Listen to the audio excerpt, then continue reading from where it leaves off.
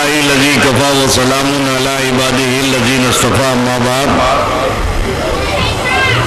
قال الله تعالى في القرآن المجيد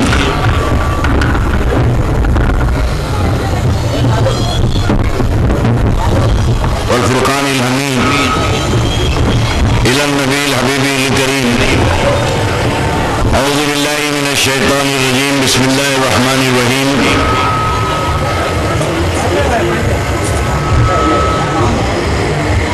ولا تهنوا ولا تحزنوا وأنتم الأعلون إن كنتم مؤمنين صدق الله مولانا العظيم وبلغنا رسوله النبي الأمين الكريم ونحن على ذلك لمن الشاهدين والشاكرين والحمد لله رب العالمين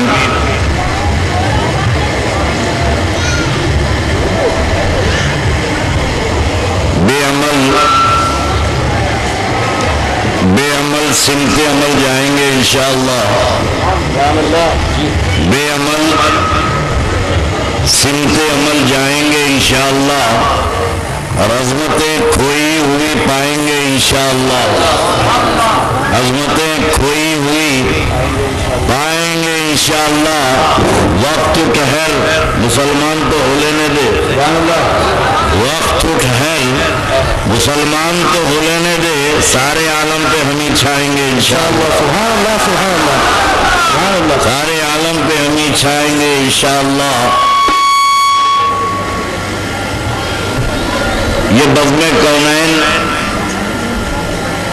بزم کونین یا رسول اللہ نمائش ہے تمہاری ساری یہ بزم کونین نمائش ہے تمہاری ساری اور حق نے یہ بزم تمہیں سے تو سواری ساری حق نے یہ بزم تمہیں سے تو سواری ساری خلق تو جرم کرے اور خدا فضل کرے خلق تو جرم کرے اور خدا فضل کرے حق تو یہ ہے کہ خاطر ہے تمہاری سامی ہو تو یہ ہے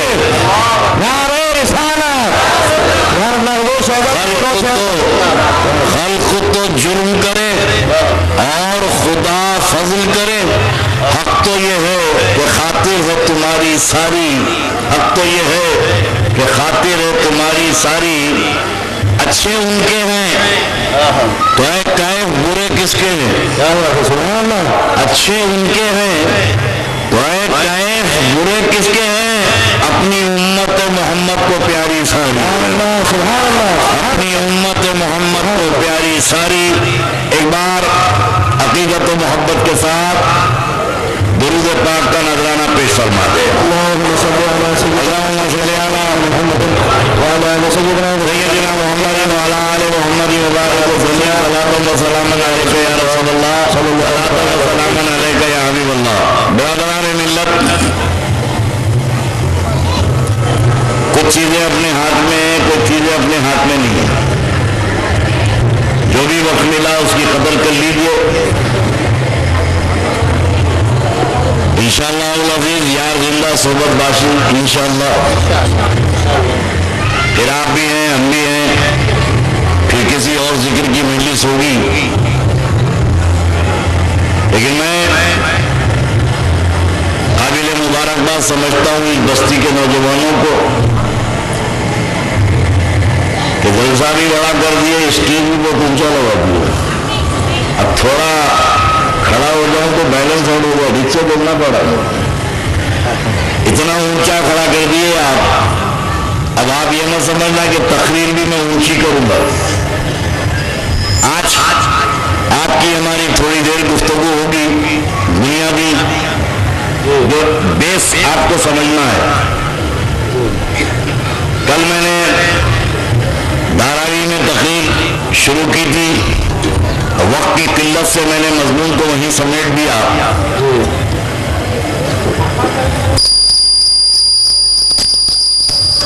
بلکہ اجلاس میں میں نے جو آیت کریمہ پڑھی تھی اور مسلمانوں کی بربادی کی داستان آپ کو سنائی تھی کہ آج ملت اسلامیہ میں انتشار ہے مسلمان ہر قوم سے پیچھے ہے. ایک کہ مسلمانوں سے اللہ کا رشتہ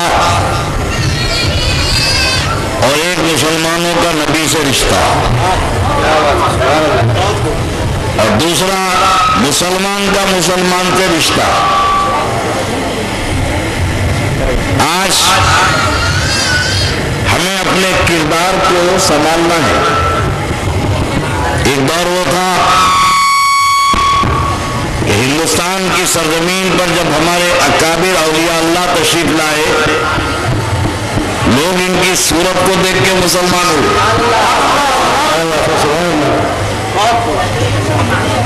قرآن کو بعد میں دیکھے، قرآن کو بعد میں پڑھے، خواجہ کو پہلے دیکھے، مخدوم معینی کو پہلے دیکھے. مسلمان ان کی صورت دیکھ کے ہوئے، قرآن پڑھ کے نہیں ہوئے. کیوں؟ یہ اللہ کے رسول علیہ الصلوۃ والسلام کی سیرت کے نمونے تھے اولیاء اللہ. میں تم سے ایک بات پوچھوں،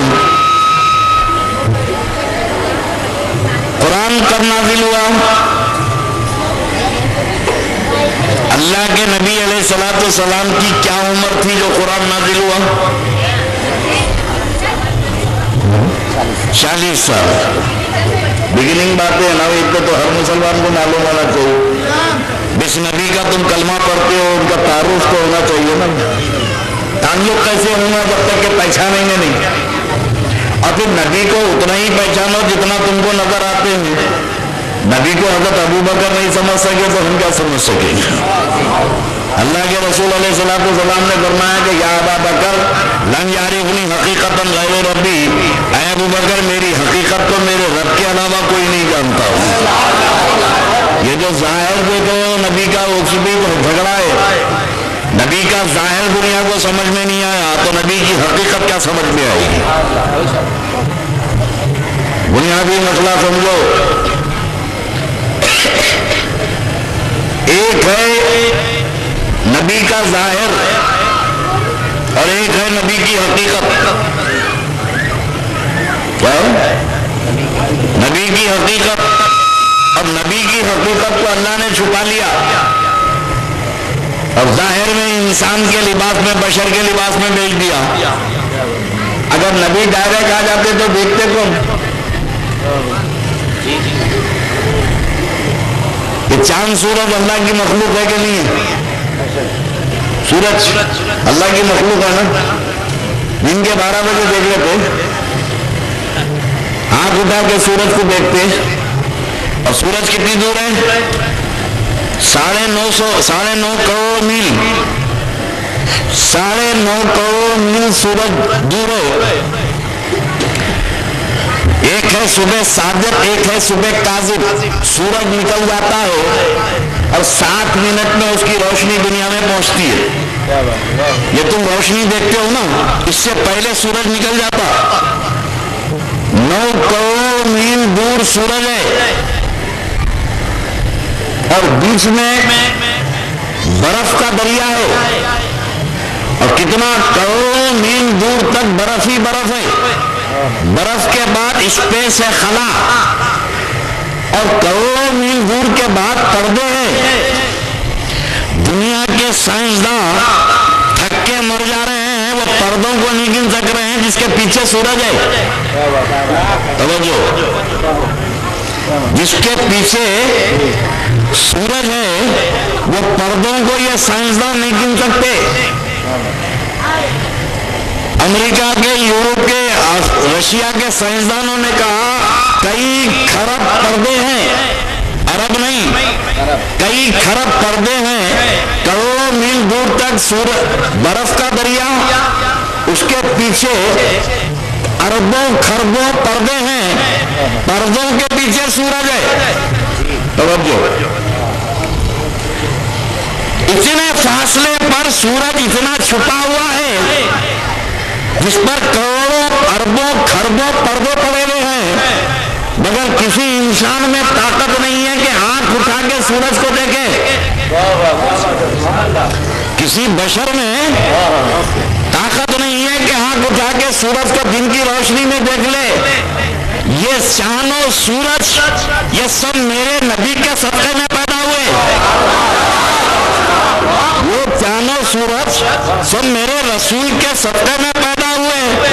نہ سوچو جو یہ چھوٹی مخلوق ہے، چاند و سورج اللہ کی چھوٹی مخلوق، کسی میں طاقت نہیں ہے کہ آنکھ اٹھا کے دیکھے. اتنے پردوں کے پیچھے، کروڑوں اربوں پردوں کے پیچھے ہونے کے بعد بھی سورج کو نہیں دیکھ سکتے.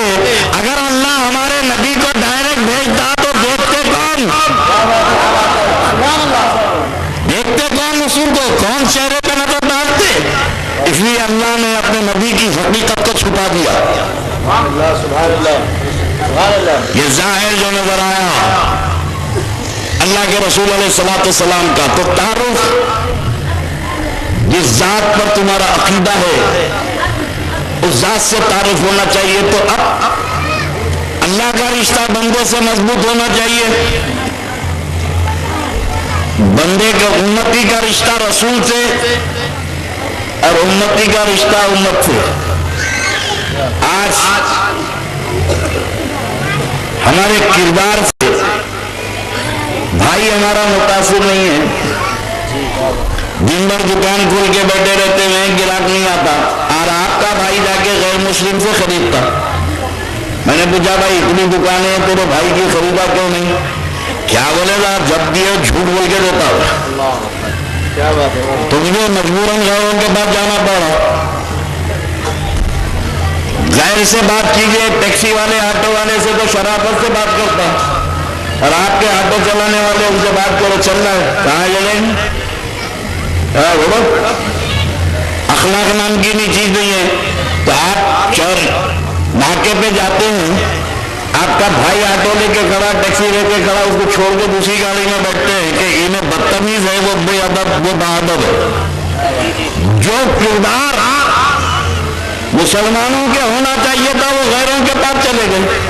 اب سوچو تم سے تمہارا بھائی متاثر نہیں ہے تو غیر کیسے متاثر ہوگا؟ اسلام پھیلا ہے تو کردار کی وجہ سے. اسلام کردار کیریکٹر کی وجہ سے پھیلا ہے. کیرالہ ملابار میں عرب تجارت کے لیے آتے تھے تو لونگ لے کے آتے تھے، ریشم لے کے آتے تھے، ریشم کا کپڑا. اور تاجر جو عرب تھے وہ یہاں کے ہندوؤں کو ریشم کا تھان دیتے، اور دیتے دیتے کہتے بھائی اس کے اندر ایک بالش کپڑا خراب ہے اس لیے اس کی یہ قیمت ہے، اور یہ کپڑا لے لے، اب یہ صحیح ہے، یہ بالکل صحیح ہے. تولتے تو ایسا تولتے کہ سامنے والا دیکھتا رہتا، جھکتا ہوا تولتے. تو یہاں کے جو ہندو تھے ملابار کیرالہ کے، انہوں نے پوچھا بھائی جھوٹ بول کے تجارت تو ہم کرتے ہیں، تو اگر یہ تھان دے دیتا ریشم کا ہم تو لے کے چلے جاتے، مگر تو نے یہ کیوں کہا کہ اندر اس کا کپڑا خراب ہے؟ تو نے یہ کیوں کہا؟ تو یہ عرب آنے والوں نے کہا کہ ہم مسلمان ہیں، ہم جھوٹ بول کے تجارت نہیں کرتے. کیوں؟ تو بولے ہمارے نبی نے کہا ہے کہ اگر جھوٹ بول کے تجارت کرو گے تو حرام ہو جائے گا، پیسہ لقمہ حرام ہو جائے گا. تو یہاں کے ہندو پوچھے تمہارے نبی تمہارے ساتھ ہیں؟ وہ آئے ہیں یہاں پر؟ تو مسلمانوں نے کہا نہیں، ہمارے نبی مدینے میں ہیں، ہمارے نبی مدینے میں ہیں. تو پھر یہاں کے ہندوؤں نے کہا کہ وہ زندہ ہیں؟ تو بولے ان کا انتقال ہو گیا، وہ قبر میں لیٹے ہوئے ہیں. تو بولے پھر تمہارے نبی قبر میں لیٹے ہوئے ہیں، انتقال ہو چکا ہے، تو تم اتنا خیال کیسا رکھتے ہیں؟ تو یہ آنے والوں نے کہا کہ ہم مسلمان ہیں، ہمارا ایمان ہے کہ ہمارے نبی بیٹھے ہیں مدینے میں، دیکھ رہے ہیں غلاموں کو.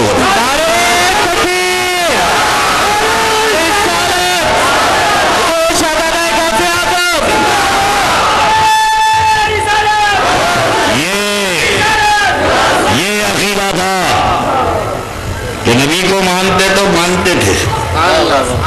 جب مان لیتے تھے تو مان لیتے تھے، یہ کیوں اور کب کے چکر میں نہیں پڑتے تھے۔ جب سے یہ ڈالڈا نکلے پرابلم کیا ہوا؟ پہلے مسجد میں نماز ہوتی تھی، محلے والے احترام کرتے تھے، نمازی آ رہے، اب جماعت کی جماعت آ رہی، بڑھتے ہوئے پتے کھول دیتے۔ پہلے ایک نمازی آتا تھا تو لوگ اٹھ کے کھڑے ہو جاتے تھے، اب جماعت آ رہی اٹھتے نہیں۔ ارے بھائی کیوں نہیں اٹھتے؟ بولے صاحب پہلے اصلی آتے تھے، اب ڈپلیکیٹ آ رہے۔ پہلے اصلی تھے، اب ڈپلیکیٹ ہے۔ کیوں؟ اب یہ گاؤں میں وہ سفید داڑھی والے بیٹھے ہیں بزرگ، ان کو پوچھو کہ محلے میں گھی بیچنے کو آتے تھے لوگ، گھی پکارتا تھا، گھی لے لو گھی لے لو، اس کو روکتے تھے، قیمت پوچھتے تھے، تلا لیتے تھے۔ تول دے بھائی، یہ 60 سال پہلے کی بات ہے، گھی تول دے، انہیں تول دیتا تھا۔ اب بیچنے والا بھی وہی، خریدنے والے بھی وہی۔ اب انہیں آگے بولا گھی ہے گھی، تو بولتے بتا، نکال۔ پہلے نہیں پوچھتے تھے، نکال، تول دے بات، انہیں تول دیتا تھا۔ اب بولتے بتا، رگڑ کے سنتے۔ بیوی کو لے آگے بولتے دیکھو گھی والا سنو، میں بولا بڑے نہیں، ہاں۔ بیچنے والا بھی وہی، خریدنے والے بھی وہی۔ پہلے گھس کے نہیں دیکھتے تھے، اب گھس کے کیوں دیکھ رہے ہیں گھی؟ تو بولے حضرت جب سے ڈالڈا نکلا، جب سے ڈالڈا نکلا اصلی کی پہچان مشکل ہو گئی ہے۔ تو جب سے یہ ڈالڈا مسلمان نکلے ہیں، اصلی مسلمان کی پہچان مشکل ہو گئی ہے۔ ہر چیز میں ڈپلیکیٹ ہو گیا ہے۔ تو تمہیں آج کی مختصر سی مجلس میں یہ بتا دوں کہ ایمان اخلاص کا نام ہے، اللہ کے وجود پر یقین کا نام ہے، اور اللہ کے احکام کے ماننے کا نام ہے، اللہ نے جس چیز سے روکا اس کا نام ہے، اور بیچ میں ہے محبت رسول۔ اور محبت پیدا ہوگی ادب سے۔ اسلام کا پہلا سبق ادب ہے، اور یہ بھی اہل سنت والجماعت کی قسمت میں۔ اس جماعت سے ہٹ کر کسی جماعت میں تم کو ادب نہیں ملے گا۔ شیعہ مذہب ہے، اہل بیت کا ادب، صحابہ کی بے ادبی، وہابی سب کی بے ادبی، ان ایک کی توہین کرتے ہیں، یہ سب کی توہین کرتے ہیں، اور ہم سب کی تعظیم کرتے ہیں۔ ہمارے عقیدے میں توہین نام کی چیز ہی نہیں ہے، سب کا ادب ہی ادب کرتے ہیں۔ اور یہ ادب جب تک کہ ادب نہ ہو محبت نہیں ہو سکتی۔ مجھے بتاؤ، میں تمہیں ایک مثال دے کے بتا دوں کہ بھائی ایک گروپ ہمارا ہے جو سلام پڑھتا ہے، اور ایک گروپ ہے جو سلام پہ جھگڑا کرتا ہے۔ ہم نہیں پڑھیں گے سلام، ہم نہیں پڑھیں گے، ٹھیک ہے، میں اس سے پہلے بھی بولا تھا، میں ذرا دوسرے انداز میں بتا دوں۔ وسیمیاں جا رہے تھے، ان کا دوست کھڑا ہوا تھا، دور سے پکارے السلام علیکم، وعلیکم السلام، وعلیکم السلام۔ بہت خوش ہوا بھائی کتنے لوگ سلام کر رہے ہیں۔ ایک دعوت میں گئے، سب لوگ سلام کرے، ایک آدمی بیٹھا ہوا ہے، نہ سلام کرتا نہ اٹھتا۔ بولا بھائی پوری محفل سلام کر رہی ہے، نہ سلام کر رہا نہ اٹھ رہا، کیا قصہ ہے؟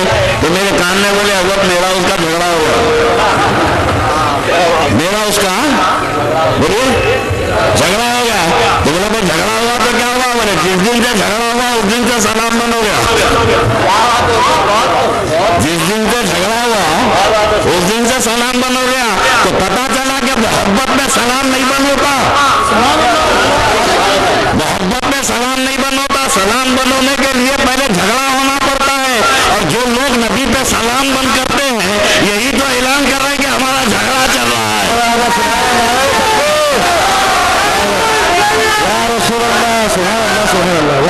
محبت ہوگی تو دور سے سلام کریں گے، پکار کے سلام کریں گے، اور جب دل میں نفرت پیدا ہوگی بیٹھا ہے تو سلام نہیں کریں گے۔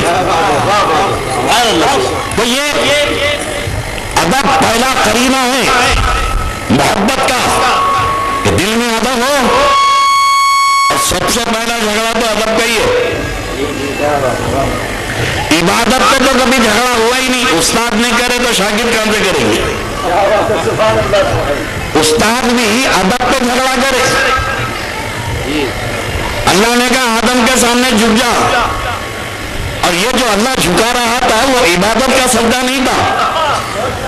آدم کو سجدہ عبادت کا, عبادت اللہ کے علاوہ کسی کی نہیں,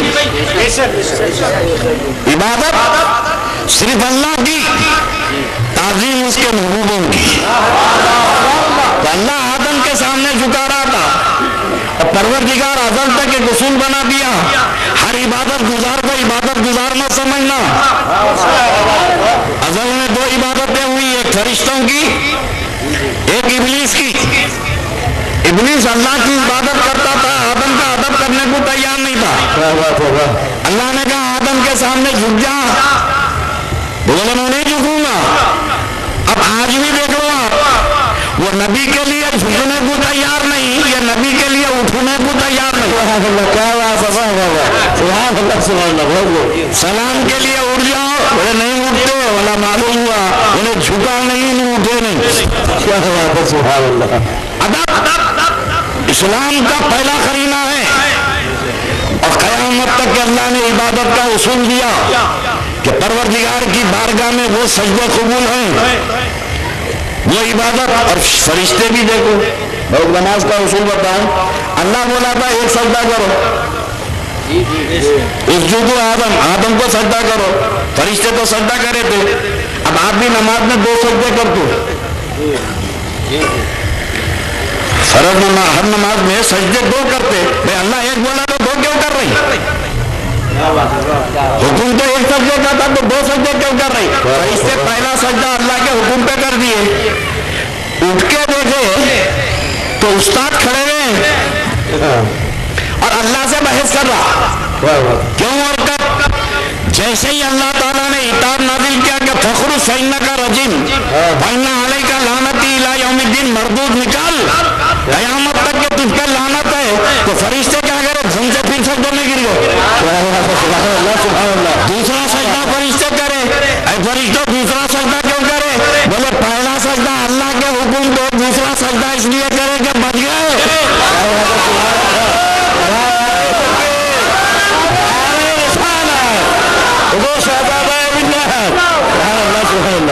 تو ایک ہے تعظیم, اور جب تک کہ تعظیم نہ ہو محبت ہو نہیں سکتی, اور جب تک محبت نہ ہو عبادت ہو نہیں سکتی. سبحان اللہ, سبحان اللہ. اللہ نے ازل میں فیصلہ کر دیا کہ اللہ کو وہ سجدے قبول ہیں.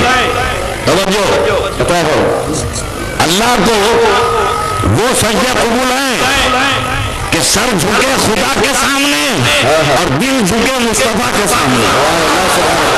اگر یہ ہے تو سارے معاملات صحیح ہے. اب نبی کا ادب ہو, نبی کی تعظیم ہو.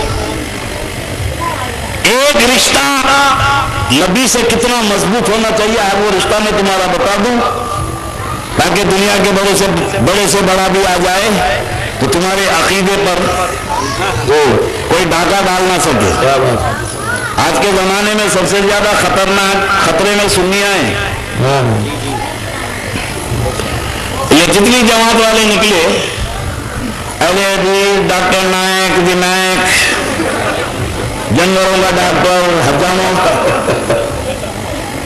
انسانوں کا ڈاکٹر, پاگلوں کا ڈاکٹر, پتہ ہی نہیں چلا کہ انہیں حیوانوں کا ڈاکٹر ہے کہ پاگلوں کا ڈاکٹر ہے. یہ جتنے نکلے یہ کسی کے اور کے بارے میں نہیں بولتے. بھائی مسلمانوں کے فرقے میں بڑا فرقہ شیعہ ہے نا, بولو بھائی, وہ باہر سے نہیں آئے, یہ بھی مسلمانوں کے فرقے ہیں. میرے نبی نے کہا میری امت میں 73 فرقے ہوں گے, تو میرے نبی کی امت کے فرقے ہوں گے.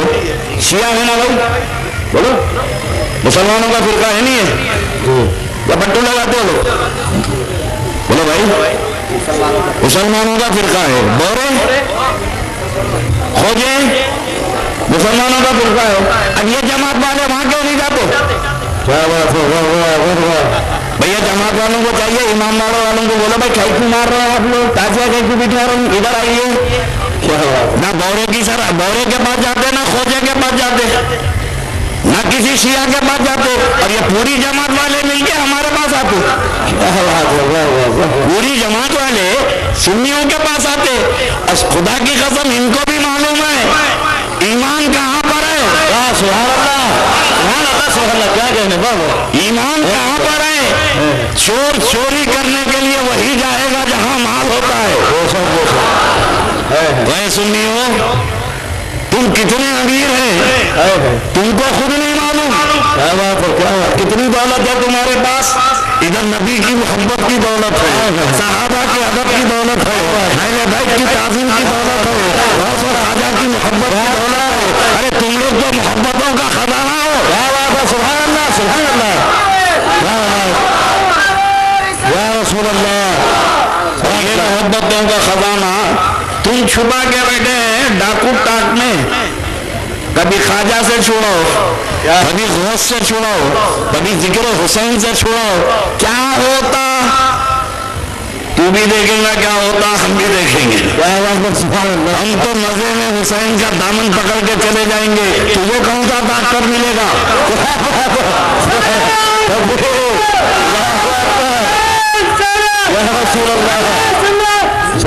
हमारे हाथों में तो दोनों हाथों में लड्डू है। मोहब्बत हो। अल्लाह के नबी अलैहिस्सलाम तशरीफ फरमा है, सहाबा की मजलिस है। अब गौर से सुनिए, सहाबा का ईमान और अकीदा तुम्हें बता रहा हूं। तो तुम उन्हीं के अकीदे पे चलोगे ना, बोलो। अपना कोई जमात वाले के चक्कर में जाओ, ना डॉक्टर के, ना जानवर के, ना मरीज के, ना डॉक्टर के। अकीदा वही रखो तो सहाबा का मुकद्दस अकीदा है। अब मैं तुमको सहाबा क्या समझते थे बता रहा हूं। अल्लाह के नबी अलैहिस्सलाम तशरीफ फरमा है। एक है कुरान, कुरान उसे कहते हैं कि जिसको जिब्राइल लेकर आए, और एक है हदीस रसूल जो मेरे नबी ने फरमाया। और आज के जमाने में तो इतने बेवकूफ हैं लोग, जिसके हाथ में कुरान है समझ रहे हो, कुरान है पढ़ो भाई, तर्जुमे से पढ़ो, समझता तर्जुमे से कुरान समझता, तर्जुमा से पढ़ो आप समझ में आता। अरे नादान, अल्लामा इकबाल को अंग्रेजी में समझो तो जनाजा निकल जाता। तर्जुमा अगर ट्रांसलेशन हो जाए, गालिब को अंग्रेजी में पढ़ो तो मिट्टी पलीत, शेक्सपियर को उर्दू में पढ़ो तो मिट्टी पलीत। जो जबान है उसी जबान में समझ में आएगा तुमको। समझो, अगर आपका जज्बे ईमानी सलामत हो तो तुम किसी कुरान के बारे में बता दो। पहले मैंने कहा था कि अल्लाह के रसूल अलैहिस्सलाम की 40 साल की उम्र शरीफ थी तो कुरान आया। कितने साल के थे सरकार?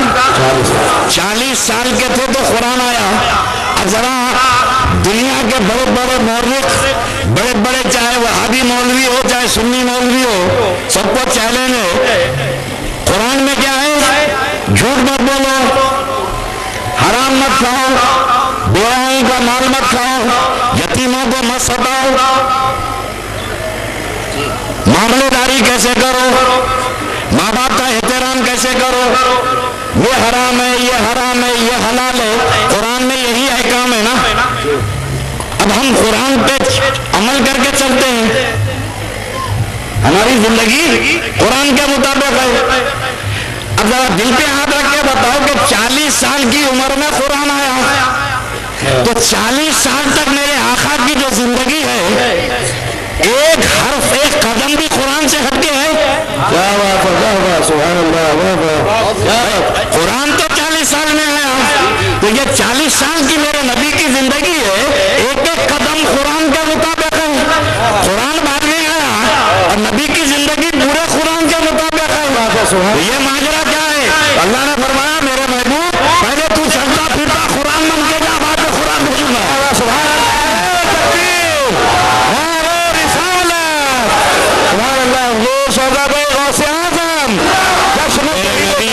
कुरान मन कर आए, बाद में कुरान आया। सुभान अल्लाह, सुभान अल्लाह। अब ये कुरान का तो भी अजीब मामला है साहब। ٹائپ پہ پڑھتے ہیں لوگ.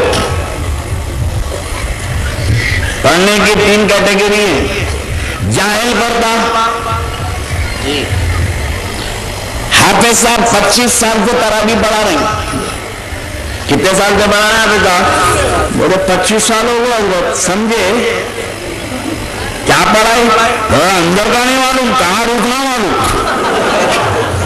کہاں رکو معلوم, کہاں پارا ختم ہو رہا.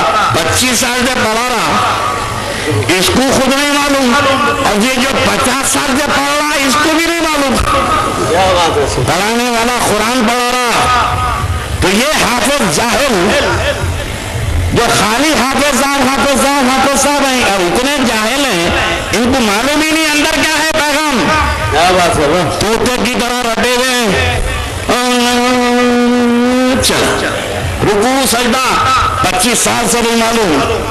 مگر یہ بھی اللہ کا فضل ہے. کیا بات ہے, کتنا بڑا فضل ہے کہ سمجھ کے پڑھو تو ثواب, بغیر سمجھے پڑھو تو ثواب. قرآن کو کھول کے دیکھ لو تو ثواب, اس کو سن لو تو ثواب. اللہ کسی کو محروم نہیں رکھا, سب پہ فضل فرما دیا, سب پہ کرم کر دیا. مگر اب ایک بات تمہارے عقیدے کے لیے کہہ دوں, یہ تو جاہل حافظ صاحب ہیں, انگوٹھا چھاپ 25 سال سے تراویح پڑھا رہی, معلوم نہیں کیا پڑھا رہی. مگر ان کی پوزیشن دیکھو قیامت میں حدیث شریف میں, حدیث رسول میں کہ اللہ کے رسول فرماتے ہیں کہ جب معراج میں میں گیا تو یہ حافظ قرآن جو طوطے کی طرح رٹا ہوا ہے, ریکٹیفیکیشن کو بنا طوطے کی طرح رٹا ہوا ہے, انہیں سونے کے تاج پہنا ہوا بیٹھا ہوا ہے, سونے کا تاج پہنا بیٹھا ہوا ہے. اچھا یہ تو بیٹھا ہوا ہے, حافظ صاحب ہیں رٹے ہوئے ہیں, ان کے ماں باپ سونے کے تخت پہ بیٹھے ہوئے ہیں. سبحان اللہ سبحان اللہ. یہ جاہل حافظ کے ماں باپ جنت میں سونے کے تخت پہ بیٹھے ہیں, اور جاہل حافظ صاحب سونے کا تاج پہنے بیٹھے ہیں. اللہ کا کلام یاد کرے تو اللہ اتنا فضل فرما دیا, اتنا انعام دے دیا. اور میدان محشر میں جب پکڑے گئے, فرشتے جہنم کی طرف لے جا رہے ہیں, تو کدھر سے بھی حافظ صاحب آ کے دیکھے ہمارے اماں باپ کو پکڑ کے یہ فرشتے لے جا رہے ہیں. حدیث شریف ہے بابو شباب کی, یہ حافظ صاحب آئے آگے بولے فرشتے کہاں لے جا رہے ہیں میرے باپ کو؟ بولے تیرے باپ کو اماں کو جہنم میں لے جا رہے ہیں. ایسا کیسے لے آتے ہیں میرے باپ, ایسا کیسے لے آتے ہیں؟ اللہ سے آگے بولے پروردگار میں تیرے کلام کو اپنے سینے میں محفوظ رکھا, میرے کلام کو میں نے برسوں سے پڑھا ہے, میرے ماں باپ جہنم میں جا رہے ہیں. اللہ فرمائے گا میرے بندے تو نے میرے کلام کی عزت کی ہے, آج تیرا اعزاز یہ ہے کہ تو خود جا جنت میں, تیرے ماں باپ کو بھی لے جا اور اپنے ساتھ 7 آدمیوں کو جنت میں لے جا. اللہ سبحان اللہ سبحان اللہ سبحان اللہ یا رسول اللہ. اب یہ جاہل طوطے کی طرح رٹا ہوا 1 2 3 4 5 6 7 کو جنت میں لے جا رہا. اب یہ وہابیوں سے پوچھو جو قرآن کو رٹ لیا, جو قرآن کو رٹ لیا یہ جنت میں ہاتھ پکڑ کے لے جا رہا ہے. ارے نادانو, جس پر قرآن نازل ہوا, کیا بات ہے, سبحان اللہ سبحان اللہ یا رسول اللہ. یہ تو میرے مصطفیٰ پہ قرآن نازل ہوا, اور وہ کیسے لے جا رہے ہیں, سبحان اللہ سبحان اللہ, وہ کیسے جنت میں لے جا رہے ہیں. صحابہ کی مجلس ہے, میرے آقا بیٹھے ہوئے ہیں, میرے نبی نے فرمایا, اب حدیث نبی بولے تو حدیث, نبی کرے تو حدیث. اب کوئی نبی کے سامنے کر رہا ہے, حضور خاموش بیٹھے تو وہ بھی حدیث, وہ بھی حدیث قولی, حدیث تیلی, حدیث سکوتی. ایک ہے حدیث قدسی, سبحان اللہ, قرآن جسے کہتے ہیں کہ جو جبرائیل لے کر آئے, خالی جبرائیل لے کر آئے تو اللہ کا کلام نہیں آیا, بلکہ تمہارے ہمارے محبوب اللہ کے نبی کا یہ عالم تھا کہ اللہ سے بات چیت کرتے تھے, اللہ بولتا تھا نبی سنتے تھے اور نبی بولتے تھے اللہ سنتا تھا.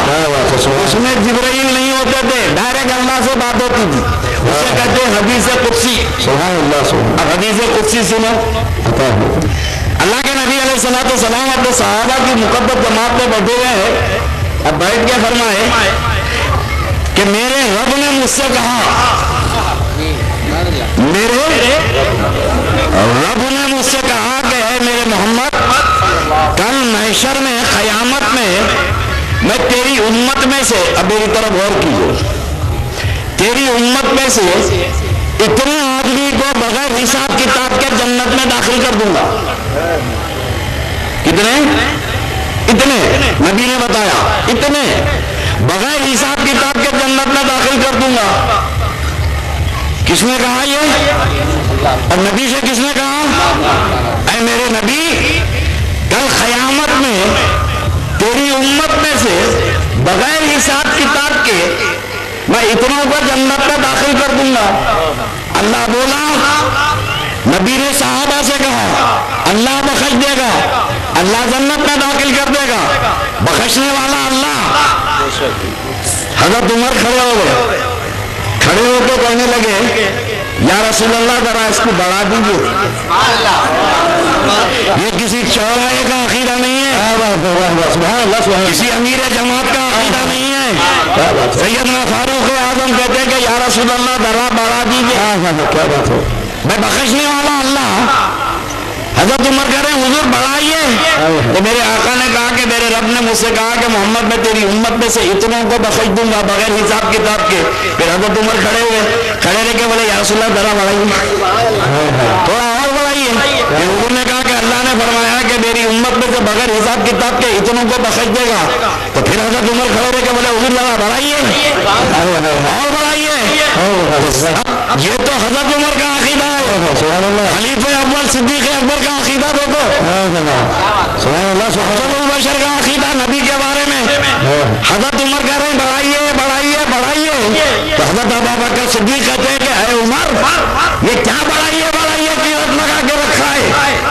اگر اللہ چاہے تو میرے نبی کی ایک مٹھی سے ساری امت کو جنت میں داخل کر دے گا.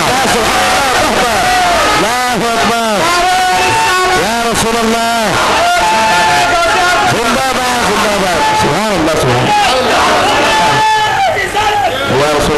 نبی کے بارے میں عقیدہ ہو. جب تک کہ تم مصطفیٰ سے اپنا رشتہ اٹوٹ نہیں رکھو گے کوئی چیز کام آنے والی نہیں. یہ تو کرم کی بات ہے. اب وہی رشتہ جب تمہارا مضبوط ہو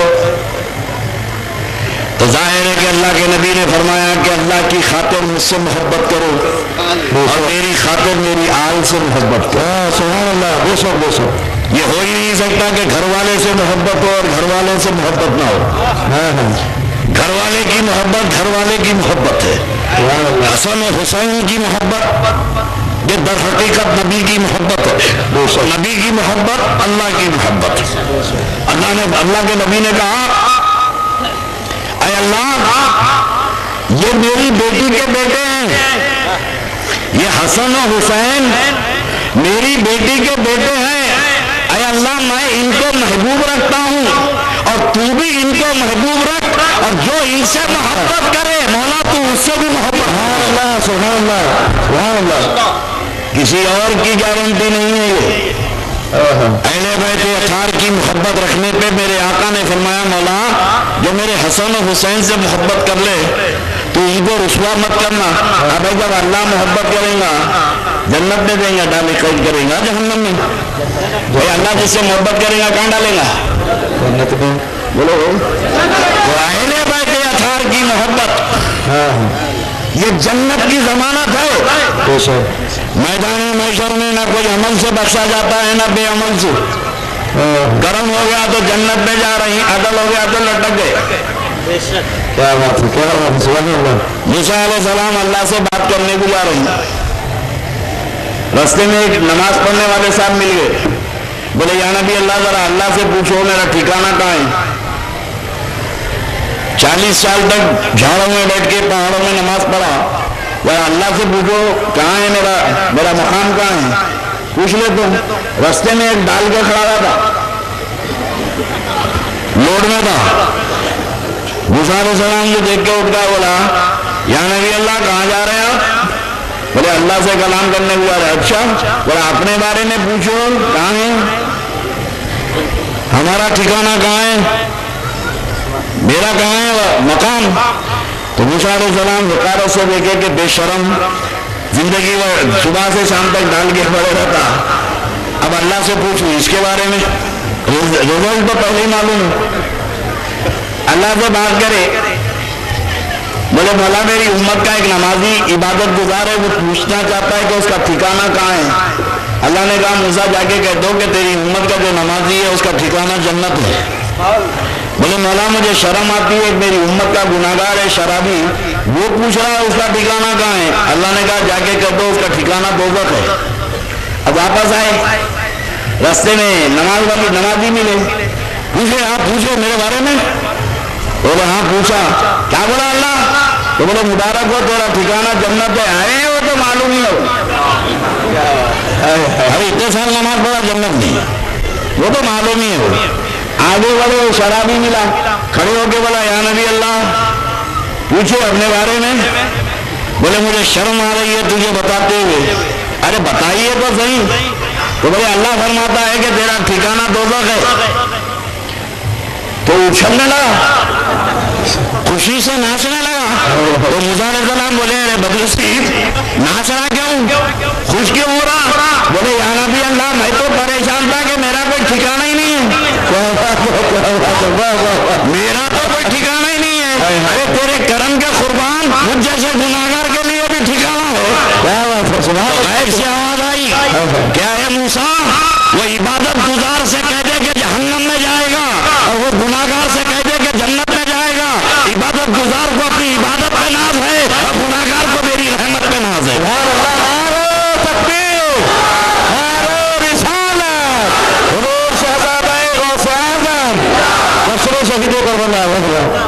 یہ اہل بیت اطہار شہدائے کربلا کا ذکر ہے.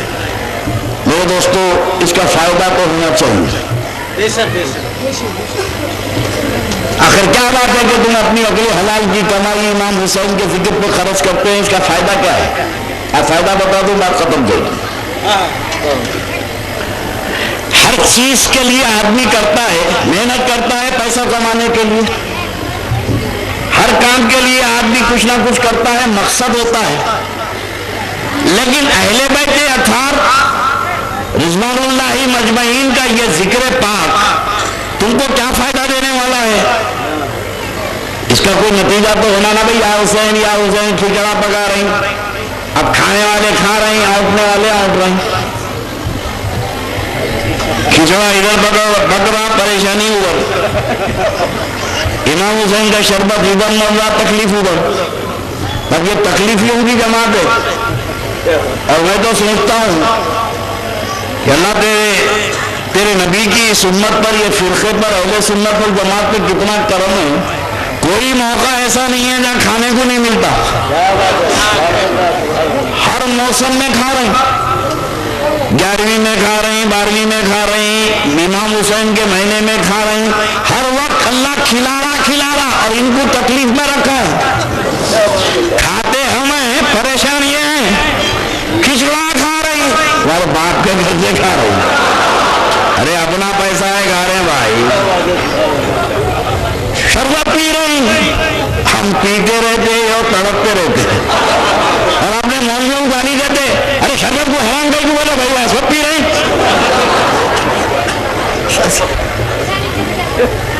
اب سوچو ان بد نصیبوں کو یہی نہیں ملا کھانے کو تو وہاں کیا ملے گا؟ ارے جو دنیا میں اندھا ہے وہ محشر میں بھی اندھا ہے. اور یہ تو غوث و خواجہ کا صدقہ ہے کہ اللہ نے ہم کو ایسی جماعت میں پیدا کیا کہ پروردگار یہاں بھی کھلا رہا ہے اور ان کے صدقے میں وہاں بھی کھلائے گا.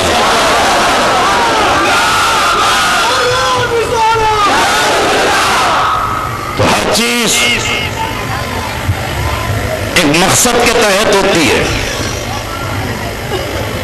کہ اللہ کے رسول علیہ الصلوۃ والسلام کی محبت، اور جیسے نے کہا کہ بغیر ادب کے تو محبت ہو ہی نہیں سکتی نا بھائی، مرنا جینا تو سب اللہ کے ہاتھ میں ہے۔ اور تمہیں جنگ بدر کی بات بتا رہا تھا، ایک صحابی رسول کھڑے تھے، ننگی پیٹ تھی، جنگ کے آسے آ گئے، کپڑے بھی نہیں تھے، ننگے پیر تھے، خالی ایسا کپڑا پابند بنے ہوئے ہیں، کھڑے ہو گئے، جب نبی پہ جان قربان کرنا ہے، اللہ کے نبی علیہ الصلوۃ والسلام جہاں ان کو کھڑا کر کے گئے تھے وہاں سے ہٹ گئے، جنگ بدر پہ شہادت کے لیے جا رہے ہیں، جہاں کھڑا کر کے گئے تھے وہاں سے ہٹ گئے جگہ پہ۔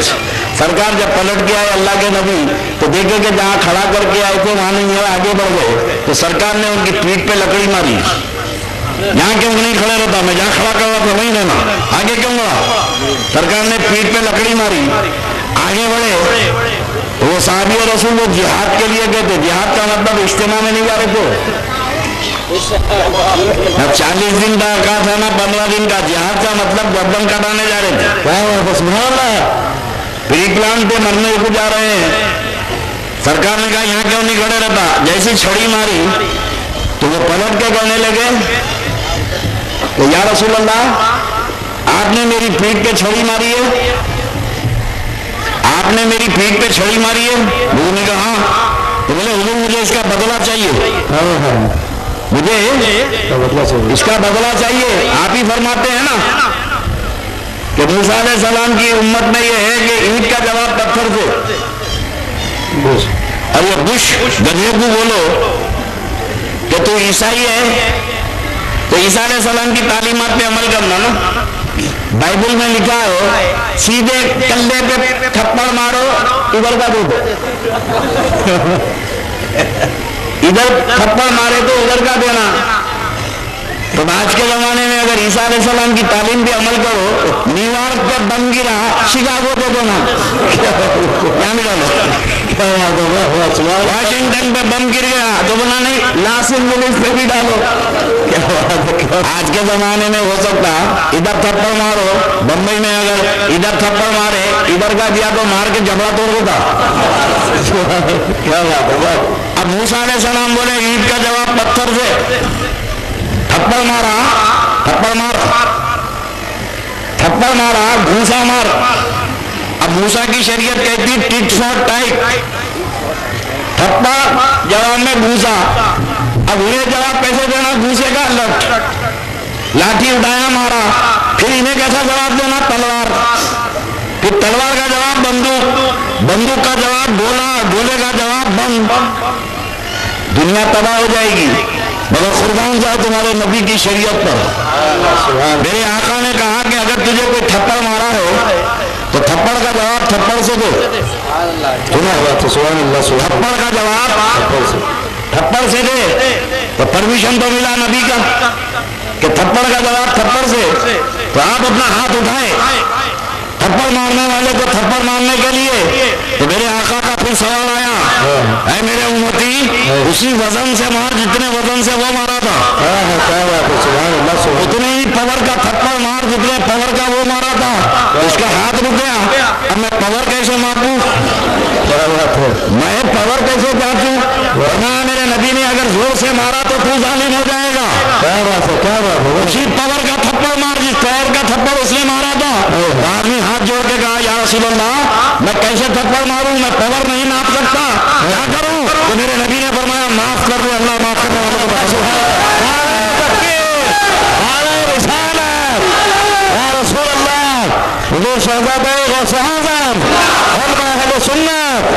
اسلام تمہارے جذبات کو ختم کرنے نہیں آیا، اسلام تمہارے جذبات کے رخ کو پلٹ دیتا ہے۔ بے شک بے شک، ابھی حضرت عمر بار بار میں تلوار نکال دیتے تھے، تلوار ہی نکالتے تھے، گھوڑے کی مارے ٹپا دی، ادھر گڑبڑ کرا ادھر مار دیے۔ پہلے بھی تلوار نکالتے تھے بات بات پر، اسلام لانے سے پہلے۔ اب اسلام لانے کے بعد کیا عمر فاروق اعظم کی تلوار اندر گئی؟ نہیں، جو تلوار عمر کی نکلی تھی کبھی اندر نہیں گئی۔ پہلے حق کے خلاف لڑتے تھے، اب حق کے لیے لڑتے تھے۔ یہ کس نے کہہ دیا کہ تم مار کھا کے خاموش بیٹھ جاؤ؟ اسلام تم کو بزدل نہیں بناتا ہے، مگر اسلام یہ سکھاتا ہے کہ اپنے پڑوسی پہ ظلم مت کرو. اب پڑوسی میں چاہے ہندو ہو کے چاہے مسلمان ہو، میرے نبی نے کوئی قید نہیں لگائی نا.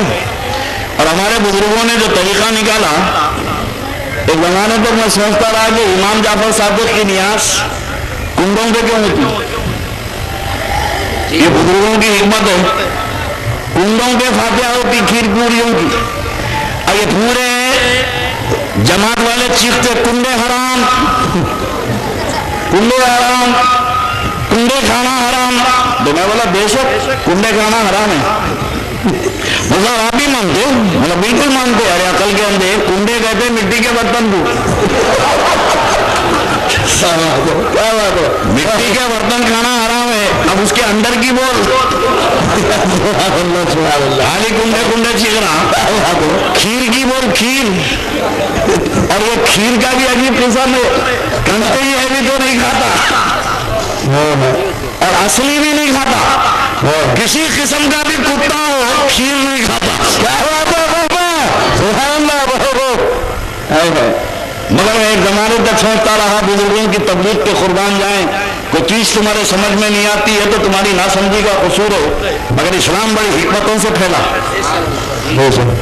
امام جعفر صادق کی فاتحہ کنڈوں میں کرتے اور اس میں گوشت نہیں پکاتے، کھیر پوریاں وغیرہ.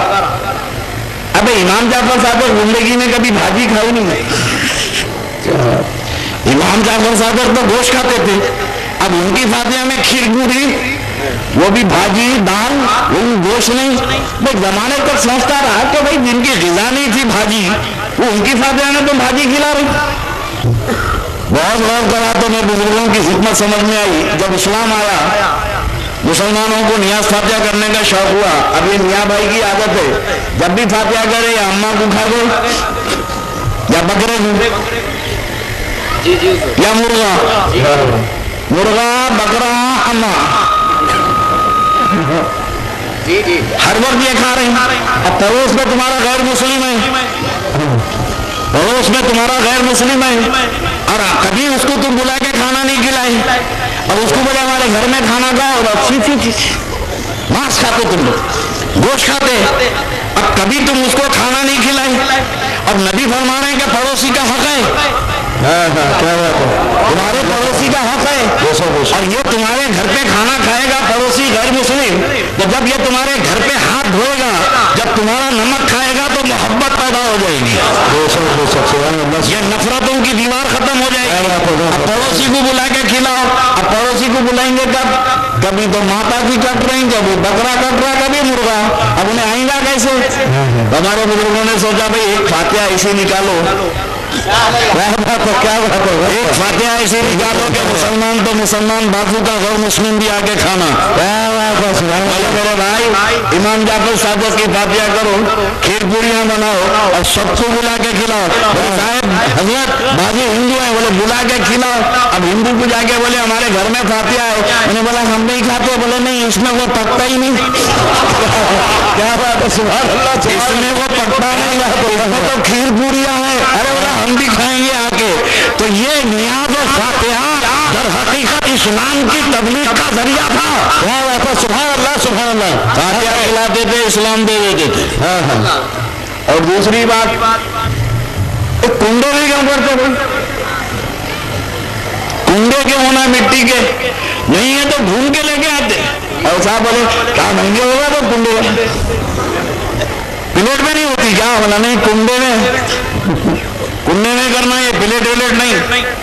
کنڈے کی حکمت میں دیکھا، آپ میری دعوت کرے گھر پہ، حضرت آ گئے، بڑے پیر کی اولاد ہے، بلائے ڈمکا ہے، بلا کے بلائے. میرے ساتھ تو سیٹ صاحب بھی تھے، سیٹ صاحب کی بھی دعوت تھی. مٹی کے برتن میں کھانا کھلا دیے، مٹی کے برتن میں. تو سیٹ صاحب بولے کیا ہے یہ؟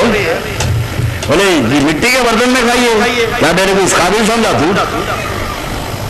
کر رہا گی؟ ارے کیا کر رہا بھائی، یہ مٹی کے برتن میں کہہ کے کھانا کھلا رہا. ہر آدمی مٹی کے برتن میں کھانا انسان سمجھے گا، اور یوں سمجھے گا آپ کے سامنے شادی میں مٹی کے برتن میں کھلا تو خاموش ہوتے، بارات میں کیا آ جاتے. لیکن یہ بھی حقیقت ہے کہ مٹی کے برتن میں کھانا میرے مصطفیٰ کی سنت ہے، مٹی میں برتن میں کھانا میرے نبی کی سنت ہے، اور یہ سنت مسلمانوں سے چھوٹ گئی ہے۔ تو بزرگوں نے کہا کہ میرے نبی کی سنت پہ چھوڑو مت، سال میں ایک بار اہل بیت کے صدقے میں کنڈے میں کھاؤ، مصطفیٰ کی سنت پہ عمل کر لو۔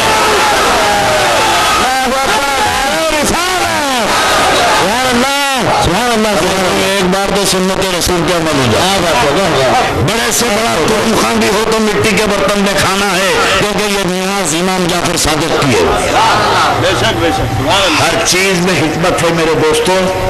اسلام بڑی حکمتوں کے ساتھ پھیلا، بڑی فراستوں کے ساتھ پھیلا، اور یہ ہمارے بزرگان دین کی مقدس زندگیاں جن نے اسلام پھیلایا ہے، بڑی محنت ہے اس میں، بڑی جانفشانی ہے۔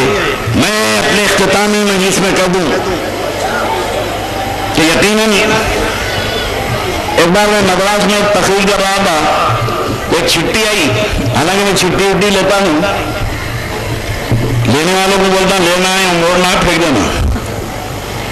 ایک صاحب نئے چھٹی دوڑا دیے تو اس نے لکھا بھائی صاحب یہ بڑے فاتحہ درود کی بات کرتے ہیں آپ لوگ، 11ویں شریف، چھٹی شریف، یہ نیاز یہ ہمیشہ غیر اللہ کے نام پہ ریڈو کھلاتے ہیں، کبھی خواجہ کے نام پہ، کبھی غوث کے نام پہ، کبھی ان کے نام پہ، کبھی ماہین شریف کے نام پہ، اللہ کے نام پہ کھلاؤ، اللہ کے نام پہ کھلاؤ۔ تو میں چھٹی پڑھ کے بولا بھائی ہم روک کے تیرے کو بات ختم کر، ہم روک کے تیرے کو اللہ کے نام پہ کھلانے کو تو کھلا بھائی، ادھر ہم 11ویں کا کھانا پکا نہیں تو ادھر اللہ کے نام پہ پکا، ہم کیا روکے تم کو اللہ کے نام پہ کھلانا؟ اس کو دل کو لگی اللہ کے نام پہ کھلانا، بہت بڑا سیٹ تھا، کھانا پکایا، بڑے دیگا پکا کے محلے میں آیا تو کوئی بھی نہیں دیکھے، چھوٹا بچہ تھا، 9 سال 10 سال کا بچہ تھا، بھاگ آئے، بولے بھاگ گئے، اچھا ذرا اللہ کے نام کا کھانا کھا کے جاؤ، اللہ کے نام کا کھانا کھا کے جاؤ۔ تو بچہ نیچے سے اوپر دیکھا، دیکھ کے بولا اللہ کے نام کا کھانا میرے کو کھلا رہا، تیرے جیسے 36 کو بھائی کھلا رہا،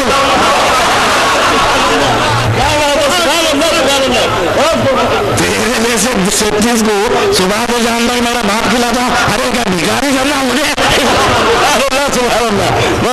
کیا بات ہو، ارے کیا پاسبل ہے؟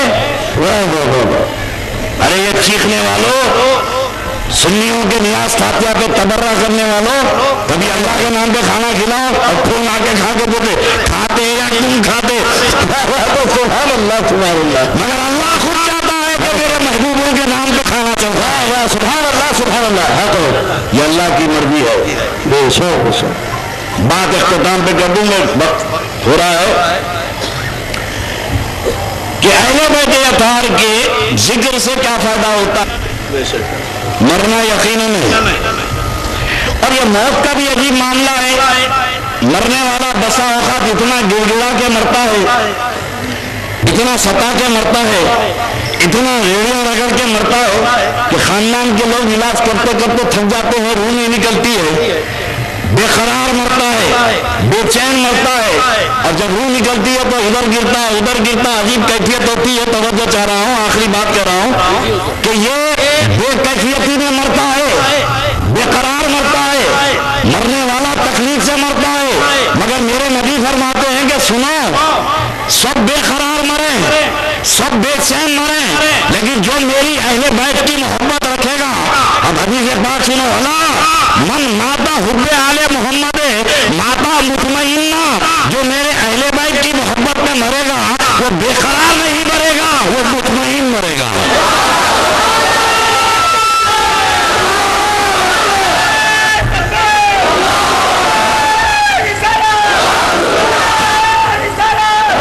اس لیے اہل بیت کی محبت ہم رکھتے ہیں کہ خاتمہ بالخیر ہو، تکلیف سے نہ مرے، بلکہ حسین کی محبت میں اطمینان سے دنیا سے جائیں، مطمئن انداز میں جائیں۔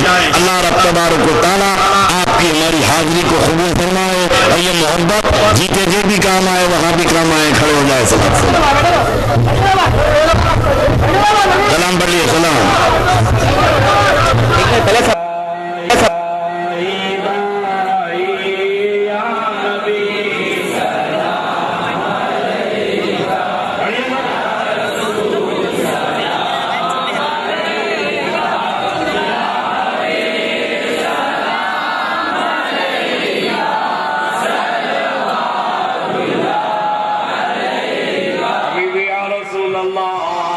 بڑے نالوں کا صدقہ بھی دو لال